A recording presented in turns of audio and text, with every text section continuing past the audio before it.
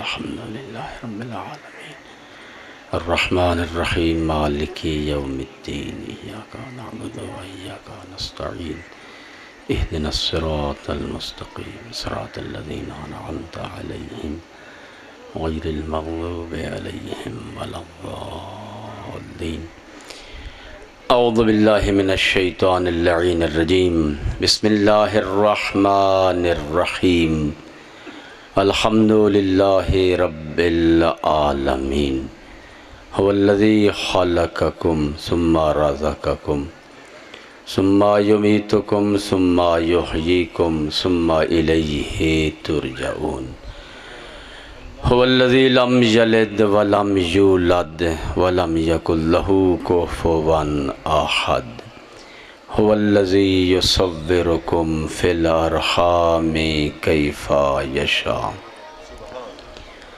بعد الحمد الصلاة والسلام علی اشرف الانبیاء والمرسلین وآلہ الطیبین الطاہرین المعصومین الذین اذہب اللہ عنہم الرجس وطہرہم تطہیرا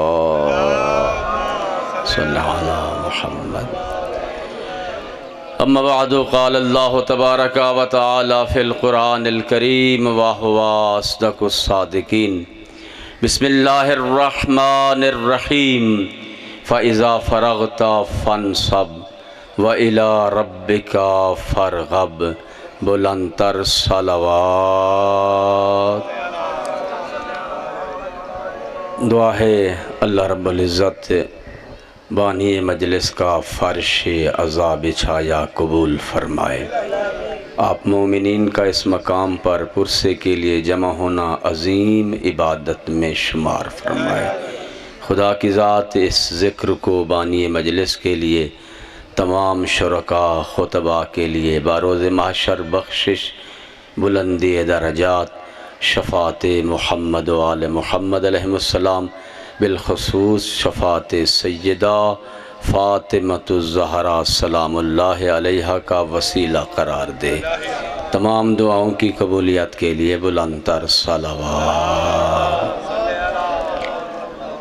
دامن وقت میں بالکل گنجائش نہیں ہے تفسیر کے لیے۔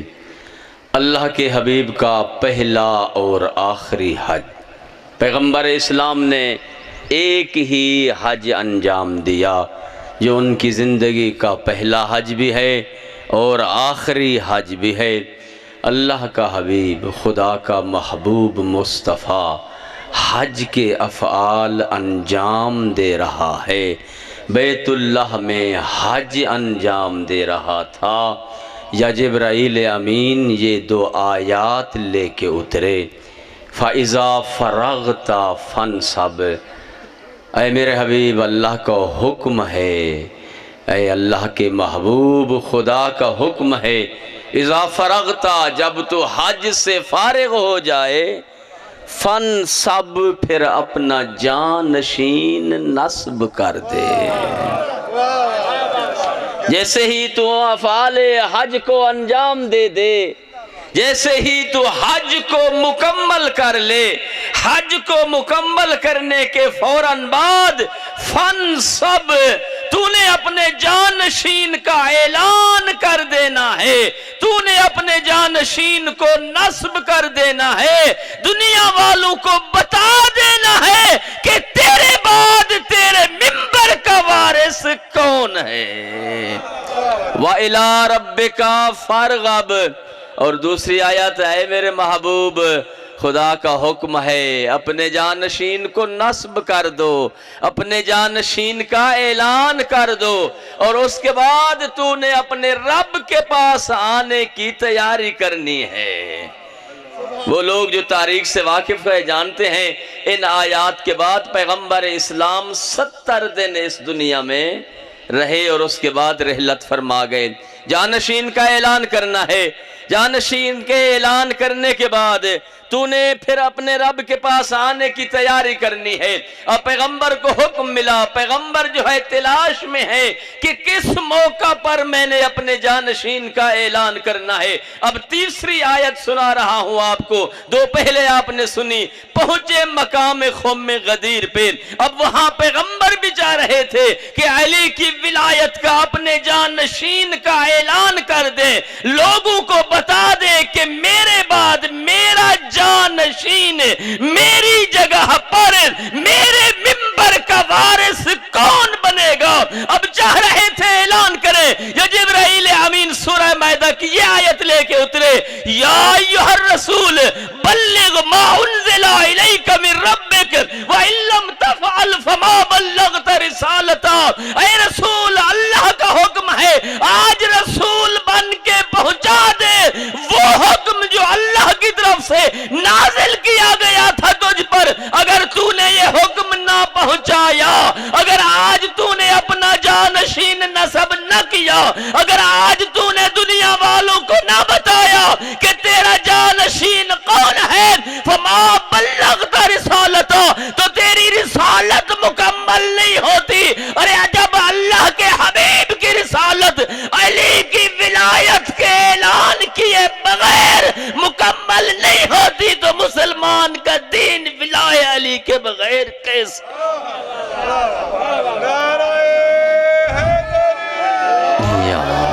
مورخین نے لکھا، جیسے یہ آیت اتری فرمایا اعلان کرو، آذان دو۔ آج جو آذان دینی ہے نہیں کہنا حی علی الصلاۃ، نماز کے لیے حی علی الفلاح، نہیں، کہو حی علی خیر العمل۔ پیغمبر فرما رہے ہیں یہ آذان جو خم غدیر میں دی گئی، حی علی خیر العمل، آج پیغمبر تمہیں وہ عمل تعلیم دینا چاہتے ہیں جو عمل تمہارے لیے دنیا میں بھی خیر ہے اور آخرت میں بھی خیر۔ اب جمع ہوئے لوگ، فرمایا الست اولی بانفسکم، کیا میں تمہاری جانوں پر حاکم نہیں ہوں؟ کیا میں تمہارا سردار ہے؟ قالوا بلا، کہنے لگے یا رسول اللہ تو ہماری جانوں پہ حاکم ہے، تو ہمارا سردار ہے۔ جب کہا تو ہمارا سردار ہے، مورخین نے لکھا پیغمبر نے امیر المومنین حضرت علی بن ابی طالب علیہ السلام کا ہاتھ بلند کیا، اتنا بلند کیا کہ بغلوں کی سفیدی نظر آنے لگی، اور دیکھ کر فرمایا من کنت مولا ہو فہذا علی مولا، اور جس جس کا میں مولا ہوں اس کا علی مولا۔ اب میرا سوال ہے، جلسہ خم غدیر ہوا تھا اللہ کے حکم سے، اس جلسے کا بانی اللہ کی ذات تھی، جس کے حکم سے جلسہ ہو اسے جلسے کا بانی کہا جاتا ہے۔ میرے دوست، اس جلسے کا بانی تھا خدا، خدا کے حکم سے جلسے خم غدیر ہوا۔ جس طرح آپ نے داد دی، میرا سوال ہے کہ اللہ نے بھی اپنے پیغمبر کو اس اعلان پہنچانے پہ داد دی یا نہ دی؟ ہاں، آپ نے تو کہا نعرہ حیدری اور یا علی کہہ دیا۔ جب پیغمبر اسلام نے علی کی ولایت کا اعلان کیا، مورخین لکھ گئے کہ پیغمبر علی کی ولایت کا اعلان من کنت مولا ہو فہذا علی مولا کا اعلان بھی کر رہے تھے، اور مڑ مڑ کے آسمان کی طرف بھی دیکھ رہے تھے کہ آیا میرا بانی مجھ سے راضی ہے یا نہیں۔ اس وقت داد آئی خدا کی طرف سے، الیوم اکملت لکم دینکم واتممت علیکم نعمتی ورضیت لکم الاسلام دینا۔ اللہ فرماتا ہے آج علی کی ولایت کے ساتھ میرا دین پورا ہوا، میری نعمتیں مکمل، اور میں خدا تجھ سے راضی ہو گیا ہوں۔ ہاں میرے دوست، میری آخری بات، 5ویں آیت سماعت فرمائیں، اور 5 منٹ میرے پاس باقی رہ چکے ہیں۔ ہاں دوستان کہتے ہیں اگر کوئی انسان علی کی ولایت جو اعلان ہوئی خم غدیر میں، اور ان آیات کی چھاؤں میں 4 آیتیں اور 5ویں آیتیں آپ سماعت فرما رہے ہیں، اگر کوئی بندہ ولایت علی کا اقرار نہیں کرتا، علی کی ولایت کو نہیں مانتا، علی کو مولا تسلیم نہیں کرتا، بازد پیغمبر علی کو پیغمبر کا جانشین تسلیم نہیں کرتا، تو اس کا حشر کیا ہے؟ دیکھ سورہ معاجرہ دیکھ، اس کا حشر وہی ہے جو حارث کا ہوا، سَأَلَ سَائِلٌ بِعَذَابٍ وَاقِعٍ وَلَيْسَ لَهُ دَافِعٌ۔ یہ دو آیتیں بھی سماعت فرما لیں۔ فرمایا کہ جب اعلان ہو گیا ولایت علی کا، پیغمبر نے کہہ دیا من کنت مولا ہو فہذا علی مولا۔ ایک شخص آیا، اس نے کہا یا رسول اللہ، تو نے کہا خدا ہے، ہم نے تسلیم کیا، تو نے کہا میں اللہ کا نبی ہوں، ہم نے تسلیم کیا، تو نے نمازوں کا حکم دیا، ہم نے پڑھی، تو نے روزے کا حکم دیا، ہم نے رکھا، تو نے حج کا حکم دیا، ہم نے کیا، تو نے زکوٰۃ کا حکم دیا، ہم نے دی، جو جو تو حکم کرتا گیا ہم عمل کرتے گئے، ہم اسے مانتے گئے۔ اب اپنے جانے سے پہلے اپنے بھائی علی کو اپنا جانشین مقرر کر کے جا رہے ہو، یہ تیری مرضی سے تھا یا اللہ کی مرضی سے؟ یہ جو تو نے اعلان کیا من کنت مولا فہذا علی مولا، یہ تیری مرضی سے تھا یا اللہ کی مرضی سے؟ فرمایا یہ خدا کی مرضی سے تھا، میں اس وقت تک بولتا نہیں ہوں جب تک وحی نہ آئے۔ سَأَلَ سَائِلٌ، اس نے سوال کیا، اگر خدا کی مرضی سے تھا تو پھر خدا کو کہو میرے اوپر عذاب نازل کرے۔ قرآن کہتا ہے سَأَلَ سَائِلٌ بِعَذَابٍ وَاقِعٍ وَلَيْسَ لَهُ دَافِعٌ۔ دشمن علی نے آ کر عذاب کا تقاضا کیا، آسمان سے پتھر گرا، جسم کے دو ٹکڑے ہوئے۔ دشمن علی اس دنیا میں بھی واصل جہنم ہے اور آخرت میں بھی واصل جہنم۔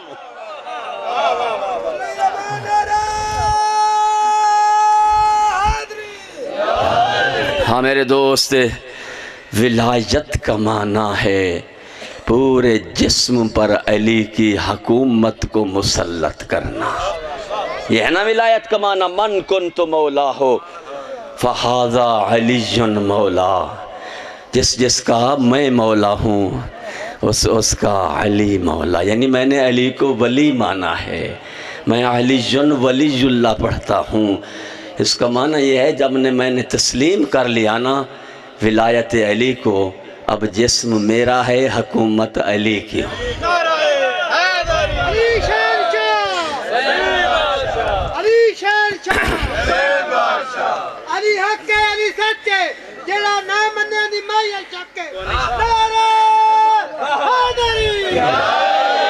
آنکھ میری حکومت علی کی، کان میرا حکومت علی کی، پیشانی میری حکومت علی کی، زبان میری حکومت علی کی، ہاتھ میرا،